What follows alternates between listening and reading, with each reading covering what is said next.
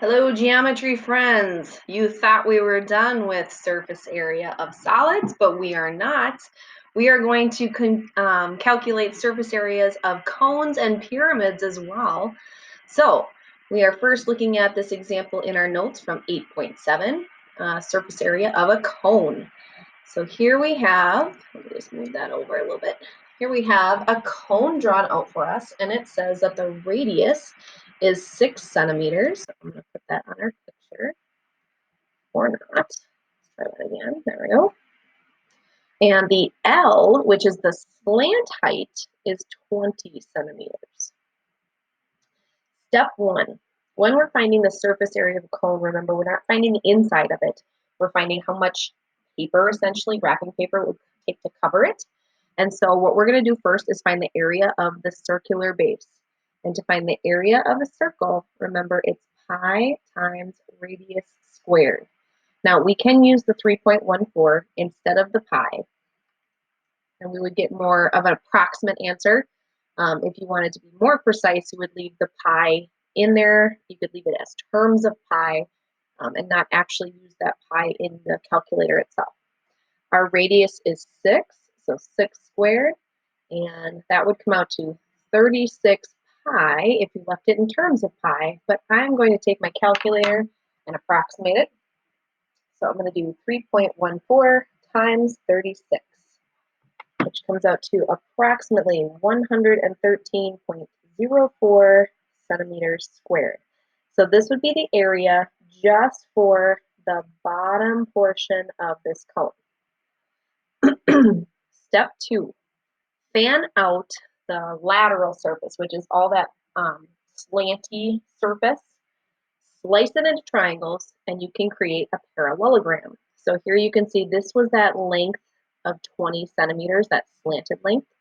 And then because this part all the way around represents the edge of the circle, they're giving us the circumference of the circle as that length. So 2 times pi times radius, that would actually be 2 times pi times 6, because our radius is 6. When we split it up into triangles like this and alternate them going up and down, we're actually only taking half of that circumference to be the base, because the other half is up here. And so this down here for our base of our parallelogram is going to be 6 pi, because the radius is 6 and we have to multiply by pi. And then the height of our parallelogram is going to be the 20. Now, I realize that this isn't a perfect, nice rectangle-like area, but it's pretty close enough. All right.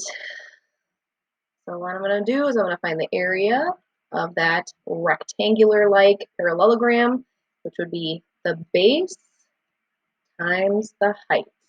Now again, you can leave that in terms of pi, so 6 times 20, that comes out to 120 pi, but we're going to approximate that by multiplying the pi in, and I'm using 3.14, and I get 376.8, is this in centimeters? I can't remember.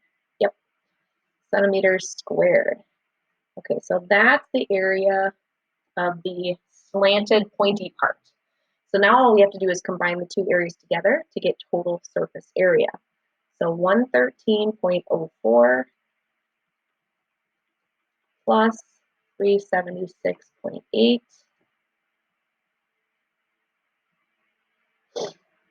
And I get a surface area of 489.84 centimeters squared.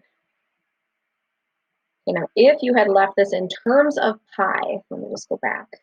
Here we had 120 pi. Here we had 36 pi. So you could also say 36 pi plus 120 pi, and get 36 plus 120, 156 pi. Now if I take that and multiply the pi in, voila, it comes up to my rounded approximate value. So this is another way to write the answer where you didn't have to use that pi value. Great. So for a a cone, circle base, pi times radius squared. And then for the slanted parts, we always do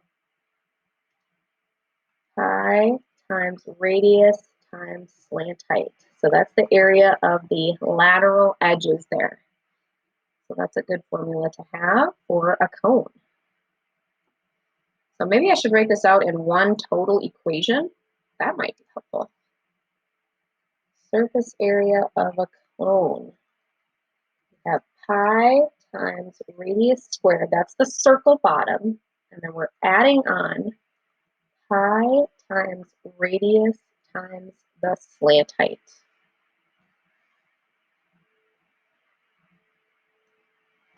That way you don't have to break it up. It's just in one nice formula. All right, let's look and see what's next. Surface area of pyramids. Now this is where it gets a little tricky.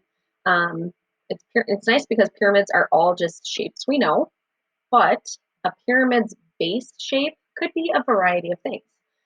So if you have a base, the bottom of it, that is a square, rectangle, parallelogram, what you're going to do for the area is base times height. For a trapezoid, remember you have two bases. Multiplied by the height divided by 2. For a triangle, it's base times height divided by 2. And then for a regular polygon, so that would be something like a stop sign, where you did side length times apothem divided by 2 times the number of sides. Now, all of these formulas are just for the base shape. So if I go back up here, you can see this bottom base shape here looks like to be a rectangle. So I would use the base and the height of that rectangle to find that yellow highlighted area. But I still have to calculate the area of all of the lateral sides. So again, these are just for the base shapes. The lateral sides on a pyramid are all triangles. So that's easy. We can just use that triangle formula, base times height divided by 2, for all of those side lengths, or sorry, lateral side areas. All right, so let's try this example. This is a regular octagonal pyramid. So that means we've got an 8-sided polygon where all the sides are the same length. So that means I'm going to use that regular polygon formula, side length times apothem divided by 2 times number of sides. Now the formulas themselves, the letters in the formulas, they might not match the picture. So make sure that you're looking carefully at what each of those represents. For example, side length here is how long each side on the octagon is, which in this case is length B. And if I look up in the instructions, length B is a length of 10 centimeters. The apothem is going to be the distance from the center of the base out to the edge, and that's listed up here as 12 centimeters. And then number of sides is going to be based on the shape itself, which is an octagon. So that will be 8 sides. All right, so I just have to use those 3 values. Oops, let me highlight that pink one there so we can see where it stands out, to find the area of the base. Notice I didn't have to use the L value yet. So area equals 10 times 12 divided by 2 times 8. 10 times 12 divided by 2 times 8. So the area of just this octagon here is 480 centimeters squared. All right, so we've got the bottom covered. That's just this part. Now we've got to figure out the area of each of those sides. Remember, surface area is like covering it with wrapping paper. All right, so if I go down here, here's all of the triangles laid out in a net form. And so we've got the formula for a triangle, remember, is base times height divided by 2. In this particular figure, B is representing the base. I just have to remember what that was. So going back up here, oh yeah, B was 10. So highlight that in pink. And that was 10 centimeters. Okay, now the height itself is not listed as H, it's listed as L. And that's because on a pyramid, it slants upwards. So this is actually the slant height on this particular pyramid, which is the height of the triangle itself. So now I gotta go back up. Oops, L was represented by 30 centimeters. Okay, so I'm gonna write 30 on that one. And then we just multiply and divide by 2. Perfect. Okay, so area equals 10 times 30 divided by 2. All right, 10 times 30 divided by 2. We get 150 centimeters squared. But that's for this one triangle. I have 1, 2, 3, 4, 5, 6, 7, 8 triangles all together that surround the pyramid. So now we're going to times that by 8. So again, our total area for the lateral sides is 1,200 centimeters squared. Step 3 would be to combine the base area plus all of the lateral areas. So 480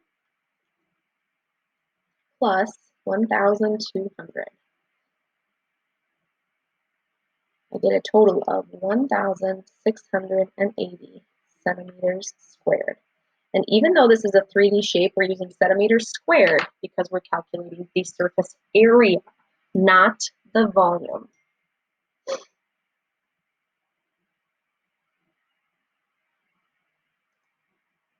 All right, now you do have a sheet here that allows you to put in some formulas for the different types of figures that we've worked with. And so if this is something of interest to you, you can certainly go through and put in some of these. Now we did skip some for this year, so some of these do not apply to us. And that's simply because of our hybrid school schedule. But otherwise, you could put in formulas or steps on how to solve for each of these. And that could be a good resource for you. That's also something you can flip back into your notes and look at, or you could look them up online as well.